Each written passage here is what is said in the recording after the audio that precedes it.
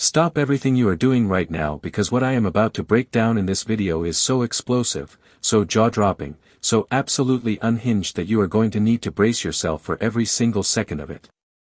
We are looking at a woman who was publicly dragged across the entire internet for faking a medical doctorate, and instead of doing what any functioning human being would do and disappearing forever, she came back online wearing a graduation gown that you can literally purchase on Amazon for less than a Friday night dinner. We are looking at one of the biggest female rappers on the planet openly admitting she keeps crawling back to the same man who keeps publicly humiliating her, and she says she has made peace with that pattern. We are looking at one of the most legendary performers in music history being filmed up close with zero filter, and the footage has split the entire internet into warring factions going at each other non-stop. And by the time I reached the final story, the one about what one stepfather did to his teenage stepdaughter while her own mother stood there in silence, y'all are going to be detonating in that comment section. This video is going to make you angry, make you laugh, and make you question everything. So lock in, because every single story in here is a bombshell from start to finish. Let's begin with the story that has the entire internet in a collective chokehold, because this situation keeps spiraling further into pure absurdity with every passing hour. Y'all remember Cheyenne Bryant? The woman who constructed an entire brand around calling herself a doctor of psychology, handing out mental health guidance to hundreds of thousands of followers, positioning herself as a leading authority on relationships and personal growth, until the internet started pulling on that single loose thread until the entire fabric came apart. People began asking the most basic questions that any legitimate professional should answer without pausing. Where did Cheyenne Bryant earn her doctorate? Which accredited institution granted the degree? What was her dissertation focused on? And Cheyenne Bryant could not produce a single shred of evidence. No accredited university standing behind the claim. No doctoral dissertation in any searchable database. No proof Cheyenne Bryant ever completed doctoral-level coursework, let alone defended a thesis. And most of us assumed that would be the end of it. That Cheyenne Bryant would absorb the humiliation, quietly step away, and rebuild her life away from the spotlight. But we were spectacularly wrong. Because Cheyenne Bryant did not retreat. Cheyenne Bryant did not rebrand. Cheyenne Bryant did not even demonstrate the basic human instinct to feel shame about any of it. Instead, Cheyenne Bryant came back online with a brand new doctoral robe, graduation cap on her head, tassel dangling from the corner, the entire ceremonial outfit, and started posting video content like she was filming a documentary about her own accomplishments. Cheyenne Bryant literally filmed herself walking around in this robe, looking into the camera, repeatedly asking, "Is this my camera?" as if Cheyenne Bryant had arrived at her own Hollywood premiere and the paparazzi were waiting. Now, the response was immediate, brutal, and honestly some of the funniest content I have seen in a long time. People started posting photographs of their own small children wearing the exact same doctoral robe that Cheyenne Bryant had on. Toddlers. Preschoolers. Little kids who had just learned their ABCs and received a cap and gown at their daycare graduation. The robes were identical. Same style, same color, same fabric. Because you can purchase that precise garment on Amazon for roughly the price of a large pizza.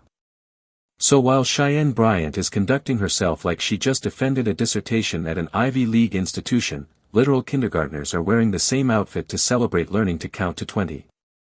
The internet also dug up the fact that Cheyenne Bryant previously received an honorary doctorate from a school down in Texas, and people started accusing Cheyenne Bryant of using that honorary robe to gaslight the public into thinking she earned an actual academic doctorate. The depth of the attempted duplicity from Cheyenne Bryant is genuinely legendary. And then 50 Cent entered the chat. Because if there is one thing we know about 50 Cent, it is that the man never passes up an opportunity to weigh in on somebody else's public embarrassment. 50 Cent posted online and his message was about as direct as it gets. He essentially said, "Damn, she was a fraud the whole time. No degrees. No credentials. Professional nonsense." And when 50 Cent calls you a fraud, that carries a very specific weight because this is a man who built a multimillion-dollar empire by identifying a hustle from a mile away. 50 Cent has seen every type of grift this industry offers, so when he looks at what Cheyenne Bryant is doing and calls it exactly what it is, that comes from somebody who recognizes the game. So 50 Cent basically confirmed what the entire internet was screaming. Cheyenne Bryant is running a con, and she is not even putting effort into disguising it anymore. But 50 Cent was not the only one who came for Cheyenne Bryant, because the comedian Godfrey also jumped in and he brought a level of analytical precision that cut straight to the bone. Godfrey made a point so simple and yet so devastatingly effective it deserves to be repeated everywhere. He said, if you actually have the degrees, you just show them. You pull out the diploma, you point to the name of the school, you reference your dissertation topic, and the conversation is over. That is what a person with real credentials does. They do not film themselves in a costume gown pointing at blurry documents on a wall nobody can read. Godfrey pointed out that the documents behind Cheyenne Bryant were so out of focus they could have been anything. Digitally altered. Generated by artificial intelligence. Certificates of participation from a weekend seminar at a hotel. There is no way to verify any of it because the entire presentation was engineered to look impressive at a passing glance while remaining unverifiable under scrutiny. Godfrey also noted that Cheyenne Bryant had what appeared to be dozens of degrees on the wall behind her, all blurry, all unreadable, and he asked the most reasonable question possible. How many degrees does one person need? And if they are real, why are they impossible to read? And here is the thing Godfrey highlighted that I think is the most important point in this saga. Nobody walks around their own house in a graduation gown. If you genuinely earned your degree, it is sitting in a frame on your wall, and you do not feel the need to dress up in the ceremonial costume to prove anything. The fact that Cheyenne Bryant felt compelled to put on the full outfit and film an entire production actually proves the opposite of what she intended. It proves Cheyenne Bryant is performing the role of a doctor rather than simply being one. And that distinction is the entire crux of why people are so deeply upset. Because Cheyenne Bryant is not just using an unearned title to feel important. Cheyenne Bryant is using it to position herself as a mental health authority dispensing psychological advice to vulnerable people who trust her because of that title. And that is not just cringe. That is potentially dangerous. Someone in the comments even joked that Cheyenne Bryant graduated from Cap University, which is hilarious but also painfully accurate. Because this entire situation is Cap from top to bottom, and Cheyenne Bryant keeps doubling down instead of coming clean. Now let me shift gears because the next story involves somebody absolutely no stranger to the internet having strong opinions about her personal life, and that is Cardi B. Cardi B went live recently and addressed something people had been speculating about for weeks, which is her relationship with Stefon Diggs. What Cardi B admitted was that after she and Stefon Diggs went through their very public breakup, she actually went back to him. She said it was a mistake. She owned it. But Cardi B also said something else that I think a lot of people relate to even if they will not publicly admit it. She said, could she pick better men? Probably. Maybe. But she also said she is not going to be single for the rest of her life, and as long as she has exes and baby fathers in her orbit, this back and forth is going to happen. Cardi B pointed out she was single for her entire tour. Not entertaining anybody, not talking to anybody. Completely locked in. And then she slipped up, went back to Stefon Diggs briefly, and left immediately. And since then, Cardi B has been living her life, going out, vacationing, spending time with friends. Now, here is where I need to offer some real talk about Cardi B and her approach to relationships, because she is doing something a lot of people do, which is going from 0 to 60 with somebody new instead of taking the time to actually evaluate who this person is. Cardi B needs to practice the art of dating.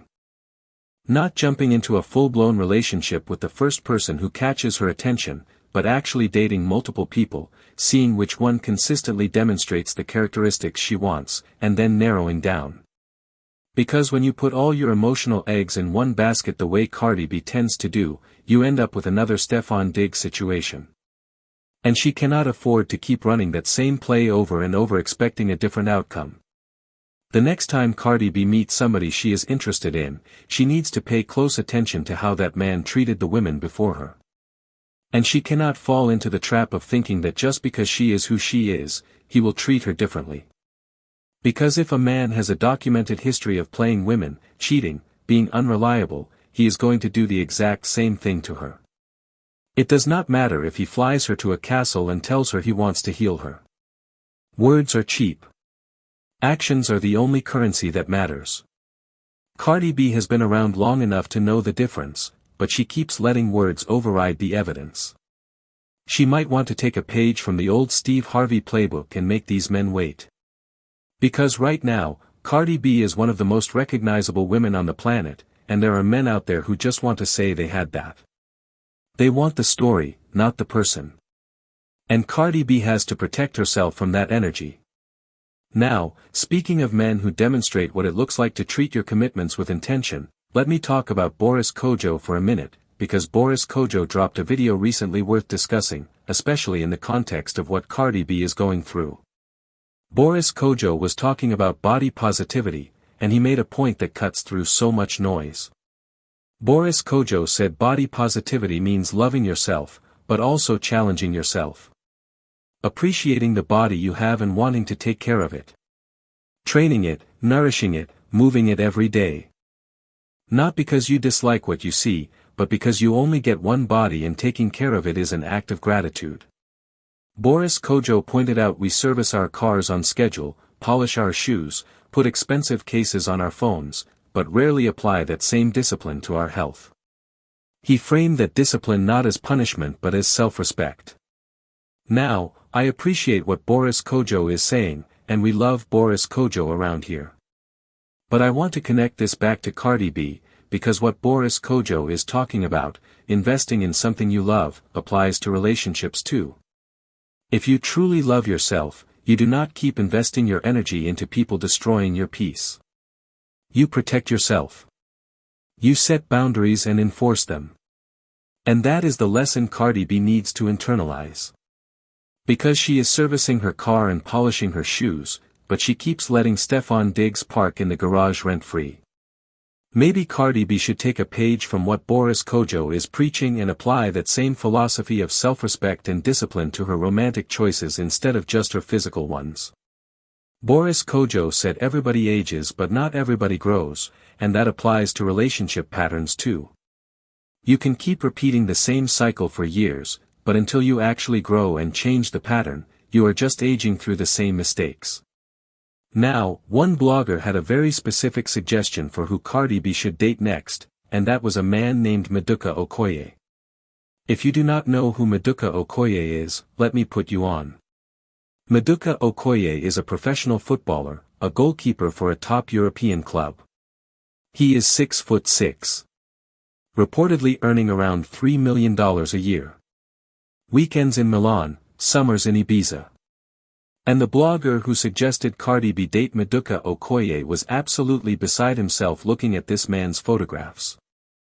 He was going on and on about how Maduka Okoye is German and Nigerian, how he is pure physical perfection, and how nobody could blame Cardi B for wanting to get to know him. The blogger was so overcome by Maduka Okoye's appearance that he started hoping something was wrong with him, like maybe he cannot read or his feet stink, because it is simply not fair for one person to be that tall, that built, that wealthy, and that attractive all at the same time. But here is where the story takes a turn, because somebody dug up what appears to be an old dating profile for Maduka Okoye on a website called privatesugarclub.com. The profile reads less like a dating bio and more like a luxury brochure. Pro footballer, goalkeeper for top European club, weekends in Milan, summers in Ibiza, 25 years old, 6'6", $3 million a year, and if you want this, hit me up. I am not saying that profile is authentic. People fabricate things constantly. But if it is real, it tells you something about how Maduka Okoye was moving, and it might give Cardi B a reason to pause. But this raises a question I genuinely want y'all to answer in the comments section. If you are Cardi B and you are single, and you could only choose one of these three men to be with, who are you taking? Are you picking Maduka Okoye, are you picking Offset, or are you picking Stefon Diggs? Drop your answer below because I am genuinely curious to see where the room lands on this one, and I have a feeling the responses are going to be all over the place. Now, Cardi B was not done for the day, because she was absolutely putting in overtime. Cardi B jumped back online and made a comparison that immediately got every single person talking. Cardi B said she feels like she is hip-hop's version of Britney Spears. What Cardi B meant is that everybody always has her name in their mouth. She said she knows things about other celebrities, has the inside information on what is really going on behind the scenes, but nobody reports on any of it because nobody cares. But when it comes to Cardi B, every move becomes a headline. She said she cannot even use the bathroom without it becoming a news story. And she acknowledged this as the price of her level of fame. You take the good with the bad. People pay for this kind of content. So Cardi B said, if that is what they want, bring on the drama. Now, Cardi B is right that there is a real asymmetry in how she gets covered versus others. But I also think she needs to study her Britney Spears history more closely, because that comparison is not entirely flattering. Britney Spears was doing absolutely fine, living her best life, at the peak of her career, until she linked up with Kevin Federline. And once Britney Spears got involved with the wrong person and started having children with him, the trajectory of her life shifted catastrophically. The head shaving. The umbrella incident. The conservatorship that stripped her autonomy for over a decade. The public unraveling of somebody who was once the biggest pop star on the planet. So when Cardi B says she is hip-hop's Britney Spears, I hear a warning sign. Because the Britney Spears story is not just about overexposure. It is about what happens when the wrong person enters your life at the wrong time and the foundation cracks. And Cardi B needs to be extremely careful about who she allows to become her Kevin Federline. So let me ask y'all directly. Do you think Cardi B is right when she says she is hip-hop's Britney Spears? Is that comparison accurate, or is she being overly dramatic? Sound off in the comments because I want to hear where everybody stands. Now, since we are talking about iconic women in music, let me move over to Beyoncé, because something happened recently that set the internet on fire in a completely different way. Somebody posted a close-up video of Beyoncé performing, and the caption said the world needs another performance like that. The video was intimate in a way we rarely see. Up close, raw, essentially Beyoncé with no filter, no glamorous stadium distance, no elaborate lighting creating a halo effect. Just Beyoncé performing at close range for the camera to capture every detail. And immediately, people started questioning whether this was even Beyoncé. Some said, is that really Beyoncé? Others said this cannot possibly be Beyoncé. The footage was so different from the polished, larger-than-life Beyoncé we are accustomed to seeing that it created genuine confusion about whether it was actually Beyoncé in the video at all. And then the conversation took a turn into territory both inevitable and uncomfortable. People started saying Beyoncé is starting to look her real age. That Beyoncé is looking more and more like Mama Tina, her mother. And somebody pointed out that soon, maybe as early as next year, people will be going to Beyoncé concerts and essentially watching Mama Tina perform on that stage. The commentary about Beyoncé was everywhere, and it was deeply divided. Some people were genuinely shocked, as if they had never considered that Beyoncé would age like every other human being on the planet. Others were defensive, pointing out that Beyoncé has been performing at the highest level for decades and the fact that Beyoncé looks different at close range without a stadium lighting rig is not some kind of scandal, it is just reality. Now, here is what needs to be said plainly. Everybody ages. Including Beyoncé. This is not a revelation. This is basic biology. We all knew eventually Beyoncé would start looking more like Mama Tina because that is how genetics work. Your mother is a preview of what you will look like at her age. And there is nothing wrong with looking like Mama Tina, who is a beautiful, accomplished woman. The real issue is not that Beyoncé is aging. The issue is that we have collectively constructed such an impossibly high standard for how celebrities, especially female celebrities, are supposed to look at every stage, that the natural process of growing older is treated as a scandal. As if Beyoncé discovering she is a mortal human being who experiences time is a personal affront. That is the actual story. Not that Beyoncé looks different at close range without stage lighting, but that we have created a culture where Beyoncé aging naturally is considered shocking enough to generate this level of viral discourse. And that says a whole lot more about us than it says about Beyoncé. Beyoncé has given us decades of extraordinary performances, and the fact that a close-up video of Beyoncé without filters became a trending topic says everything about the impossible standards we place on women in this industry, especially someone like Beyoncé who has been held to a superhuman standard her entire career. Now let me switch lanes because this next story is simultaneously hilarious and more than a little suspicious. Mario was performing on stage the other day, and he took a fall. Slipped and went down hard in front of everybody. And the reason people are talking is not the fall itself, but what happened 5 minutes before Mario stepped on stage. Usher, who performed the set right before Mario, was seen on video spilling the contents of his cup, what appeared to be alcohol or champagne, directly onto the stage surface. And nobody cleaned it up before Mario came out. So Mario walks onto a stage with liquid on it, and the next thing you know, Mario is on the ground. The internet immediately started connecting those dots and the comments section went into overdrive. People were straight up accusing Usher of deliberately spilling liquor to sabotage Mario. Somebody pointed out they could not understand where the production crew was, the people supposed to clean up between sets. Another person called the whole thing a setup. And somebody else said Mario needs to pull up on Usher and handle that when the show is over. Now, do I personally think Usher intentionally tried to take Mario out? I honestly do not know. It could have been innocent. Usher might have been caught up in the energy of his performance, and the spill was a pure accident. But here is the problem. The optics are terrible. When you are the person who was just on that stage, and you pour liquid on the floor, and then the next performer slips on that exact spot and goes down, it does not matter what your intentions were. It looks bad. And in the court of public opinion, optics are everything. People judge you by the outcome, not the intention. So I am putting this to y'all. Did Usher set Mario up, or was this an unfortunate coincidence that looks worse than it is? Let me know your verdict in the comments. But we are not done with Cardi B yet, because she had more to say, and this time it was about her sons. Cardi B went online and talked about her approach to parenting her boys, and she laid down a rule that has people very divided. Cardi B said she will let her sons have girlfriends. She is not the type who says no girls allowed. But Cardi B drew a hard line.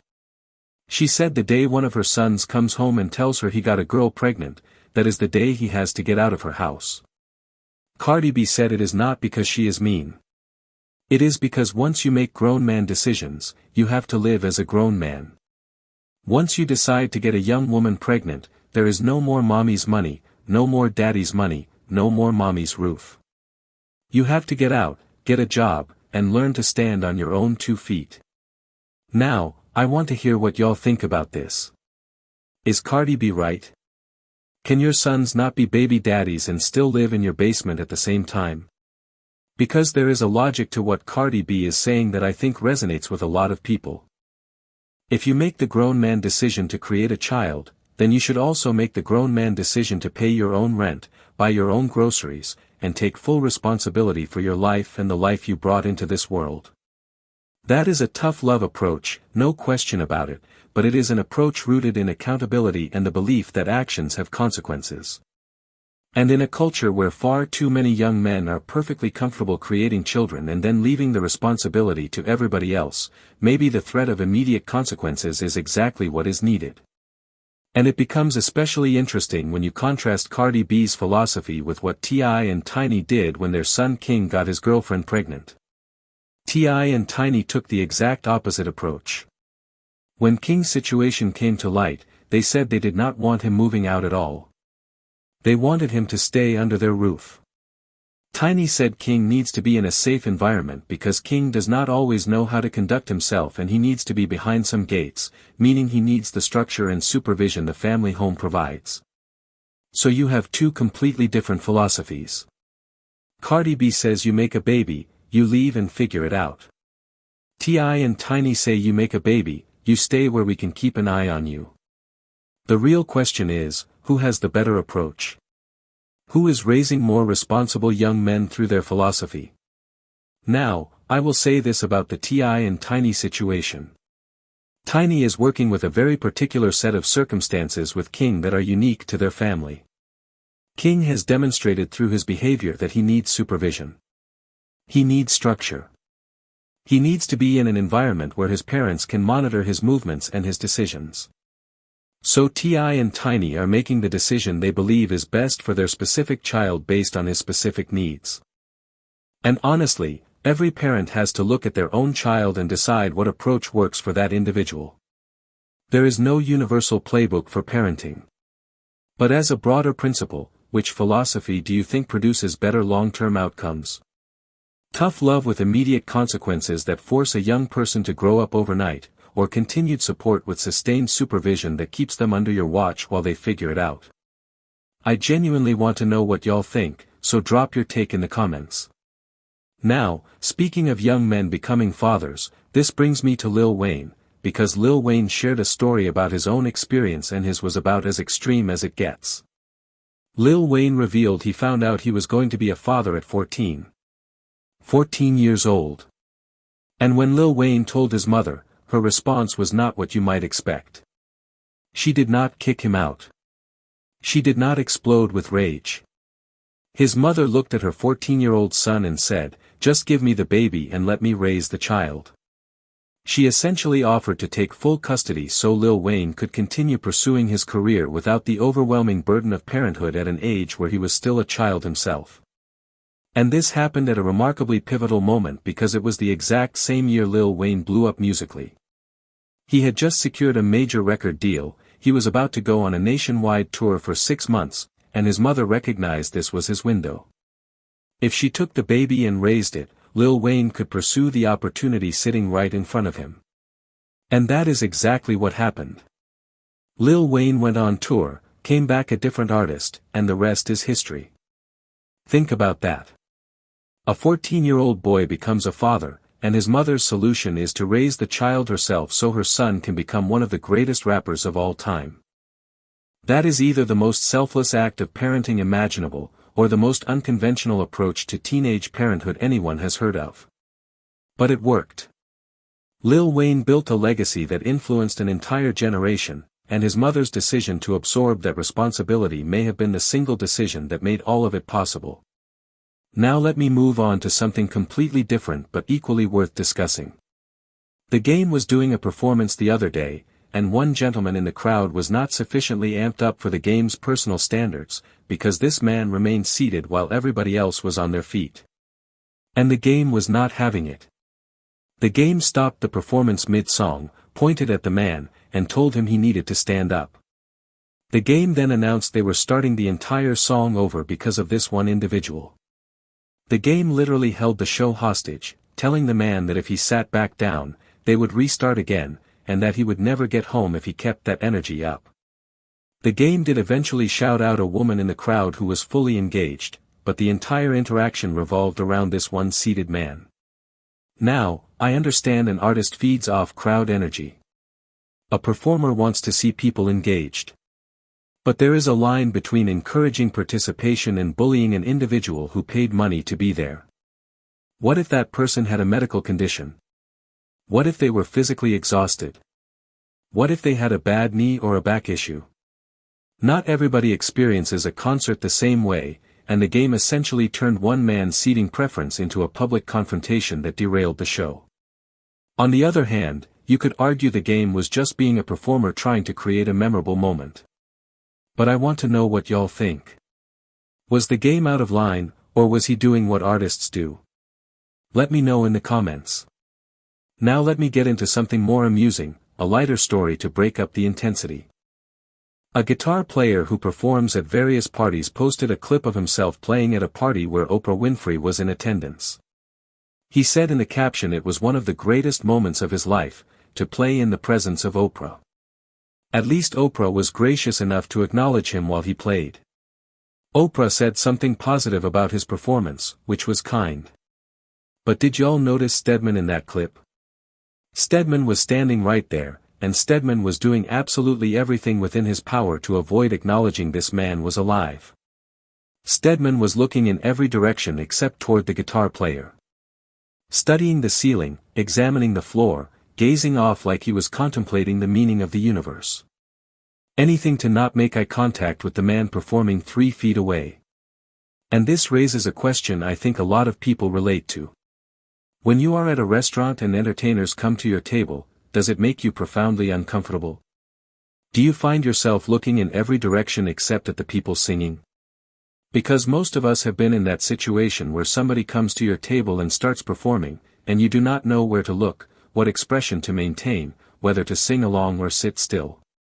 And you end up doing exactly what Stedman was doing, aggressively avoiding eye contact as if the performer is a solar eclipse that will blind you. Let me know down below if you fully engage with restaurant performers or pretend they do not exist, because I know which one I am and I have a feeling most of y'all are in the same boat. Now let me get into a story that connects the streets to the boardroom in a way only hip-hop can. Big Meech was getting a haircut the other day, and during the conversation he shared a piece of history a lot of people did not know. Big Meech said back in the day, Gucci Mane wanted to sign with BMF, the Black Mafia family. Gucci Mane was genuinely interested in joining. But Big Meech refused to sign him. And the reason Big Meech gave was that Gucci Mane was too hot out in the streets. Big Meech said Gucci Mane had certain ways and behaviors out there that he did not agree with, and that made him too much of a liability. People even said Gucci Mane himself acknowledged he was too wild for BMF, that he was doing too much out there for them to want to bring him in. Now, Big Meech actually said he dropped the ball by not signing Gucci Mane. He acknowledged Gucci Mane went on to exceed every expectation. But here is the deeply ironic part. That rejection might have been the best thing that ever happened to Gucci Mane. Because if Gucci Mane had signed with BMF, his trajectory would have been fundamentally altered. He would have been absorbed into an organization ultimately dismantled by federal authorities, with leadership sentenced to decades in prison. Gucci Mane might have never become the artist he is today. He might have never built the musical legacy, the record label, the business empire. He might have made money, sure, but not through music and legitimate business. So Big Meech, by rejecting Gucci Mane, accidentally saved Gucci Mane's career and possibly his life. Sometimes the biggest blessing comes disguised as the biggest rejection. And looking at where Gucci Mane is now, a successful artist who reinvented himself from the ground up, that rejection from BMF was the fork in the road that sent Gucci Mane toward greatness instead of a federal prison cell. Now, last but absolutely not least, let me get into the story I promised at the very beginning, the one that is going to have you heated and screaming at your screens. An 18-year-old girl was living in her mother's house, and she had briefly moved out. When circumstances required her to move back in, her mother's new husband, her stepfather, decided he was going to physically remove the door from her bedroom. He literally took out a power drill, started removing the hinges, and took the entire door off its frame so she would have zero privacy. And this 18-year-old girl is standing there watching, saying, "I am 18 years old, this is highly inappropriate." And her mother is standing there during all of this, looking bewildered and dazed, while this man speaks to her daughter in a manner no stepfather should ever speak to a child who is not his. Now, the internet saw this video and the reactions were completely divided. On one side, people were absolutely furious.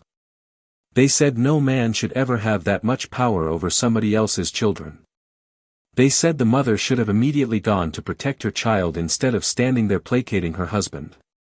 They said this kind of behavior damages a child's nervous system and destroys any sense of safety. On the other side, some defended the stepfather. They said it is his house, and if you are living under his roof and he has suspicion, he has every right to take the door off. They said you can get privacy in the bathroom, and there must have been a reason. And some said they were more bothered by the 18-year-old arguing with an adult whose home she was living in than by the door being removed. Now, here is my perspective, and I want to be clear about where I stand. I do not know the full dynamics of their household. I do not know what led up to this. But I do know this. When I was growing up, my father could not even speak to me the way that stepfather was speaking to that girl. And if my mother had ever remarried, every form of discipline would have filtered through my mother first. There is no scenario where my mother would have stood there looking helpless while her new husband pulled out a drill and started taking hinges off her daughter's bedroom door. Could they have had a conversation behind closed doors where he vented and then she addressed me? Maybe. But he would not have been the one doing the talking. And he absolutely would not have been the one with the power drill. So I need y'all to weigh in, because this touches on fundamental questions about family dynamics, boundaries, authority, and what happens when a new person enters a household with children. Was the stepfather within his rights to take that door and speak to her that way? And on a broader level, should a woman who remarries allow her new husband to discipline her children with that level of aggression and physical intervention in their personal space? Drop your thoughts in the comments because I know y'all have opinions and I want to read every single one. And that right there is everything I have for y'all today. If you made it to the end, you already know what to do. Hit that like button, subscribe if you have not already, and share this with somebody who needs to hear it. I will be back with more soon, so make sure you are ready for the next drop. Until then, stay sharp, stay informed, and I will catch y'all next time. Peace.